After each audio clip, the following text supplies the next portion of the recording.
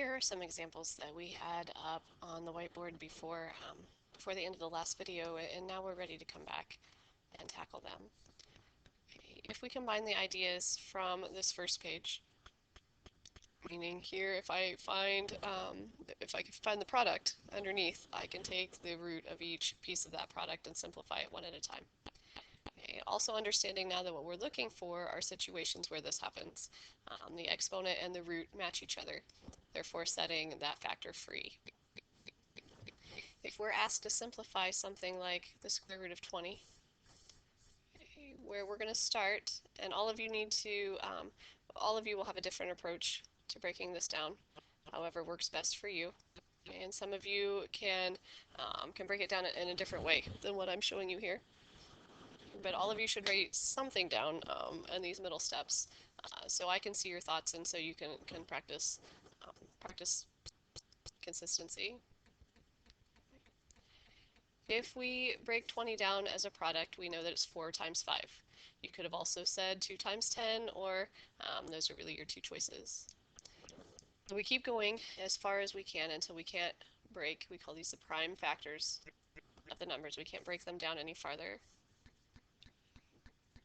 So since I have 2 2's and 1 5, I know the rule says I can look at the square roots individually and then multiply those answers together. Here, since I have a square root of something squared, remember if nothing's written there, it's understood to be a 2. But the square root of 2 squared is just a 2. Anytime the exponent on our factor is smaller than the root, so 1 is less than 2, then that factor is stuck under the radical. We look at the square root of 20, and we say it's simplified completely when we write it as 2 times the square root of 5. So let's look at some more square roots for an example or two, and then I'll give you a page of examples that you can practice on your own. So maybe I have the square root of 63. If we come over here to the side and we break down 63, 63 is 9 times 7. 9, we can keep going and get 3 times 3. So the factors of 63, there's 2 3's and a 7. If we take the square root of each piece, we notice that we have 2 3's and we have a square root, and so since those numbers match, the 2 here and the understood 2 there, the 3 gets to come out. I only have one factor, excuse me, of 7, and so it gets to stay underneath.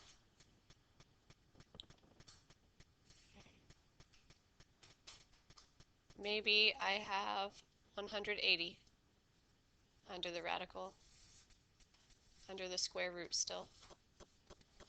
Okay. If I give you enough time, I'm hoping that you would come up with the fact that in 180 there are 2 2's, there are 2 3's, and there's a 5. If we start taking the square root of each piece one at a time, I get a 2 from the first piece. I have enough 3's to get a 3 from the second piece. Those guys are set free, they're out from under. And the 5, there's not enough of them, so that 5 is stuck underneath.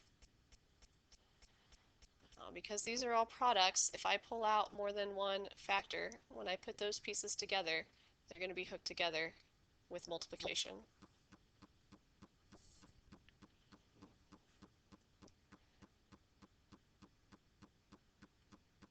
Same thing is true in reverse. If I look at the square root of 150, again, if I give you enough time to get it broken down, I'm going to trust that you guys can determine that there is 1 2, and there is 1 3, and there are 2 5's in there. So, and I'm going to start skipping this step, writing it out. So because there are two factors of 5 and I have a square root, that means the 5 gets to come out from under. Since I only have 1, 2, and 1, 3 each, okay, that means they're both stuck underneath. And again, since they were multiplied before, we're going to multiply them back together and call that 5 times the square root of 6. The only thing that's different with a cube root or a fourth root is now instead of looking for groups of size 2 to set those factors free, here I'm going to be looking for groups of 3, and here I'm going to be looking for groups of 4.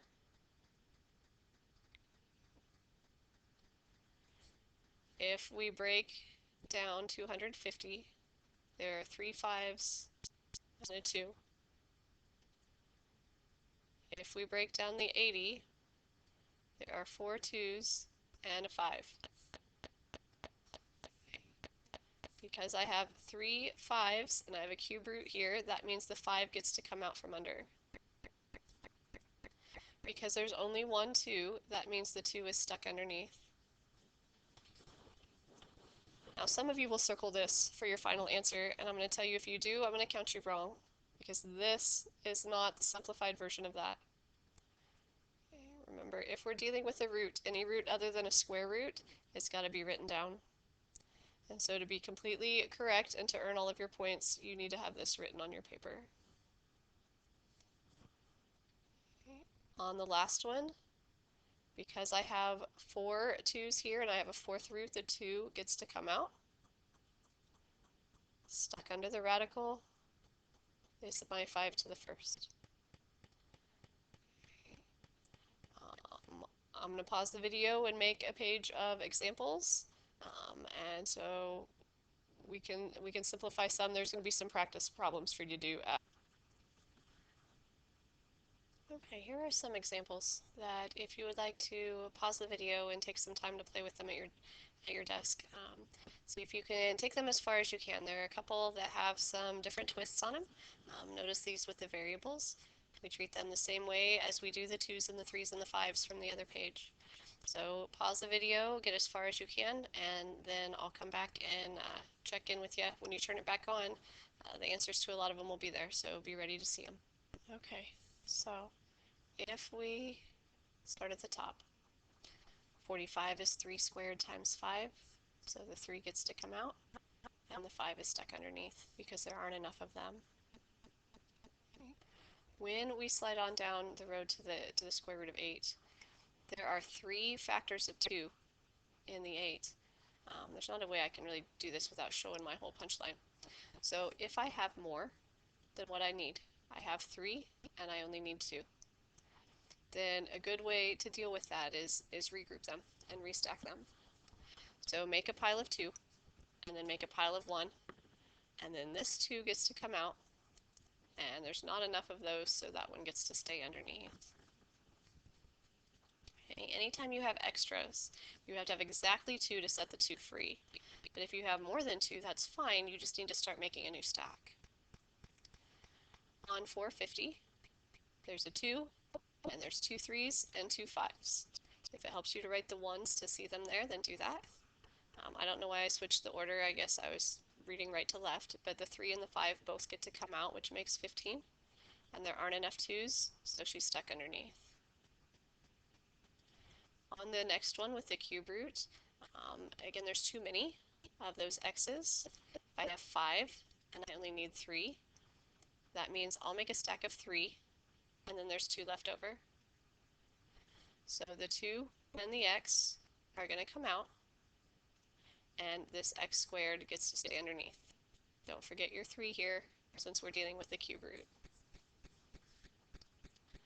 We get to regroup again down here, and I didn't finish this one because I wanted to do that one with you.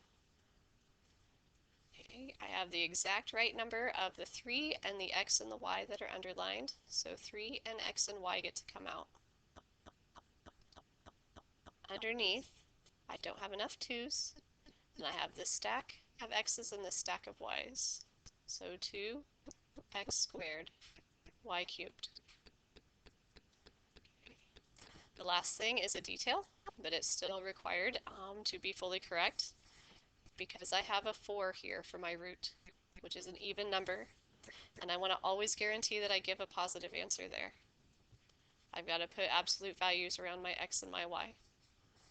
It does not have to be around the 3 because 3 is understood to be positive, but it has to be around the x and the y terms. With a number like 864, once you start breaking it down, start small and it has a 2 in it, and then another 2 in it, and another 2 in it, and in the end, you'll find out that there are a total of 5 2s and 3 3s. So the 2 gets to come out. There's only 3 3s, which isn't enough. I'm going to put them back together and call them 27 when I go to here. Okay. So read the book. Come see me if you need more examples. This is where I'm going to stop for this. Everything should be some theme and variation off of one of these examples.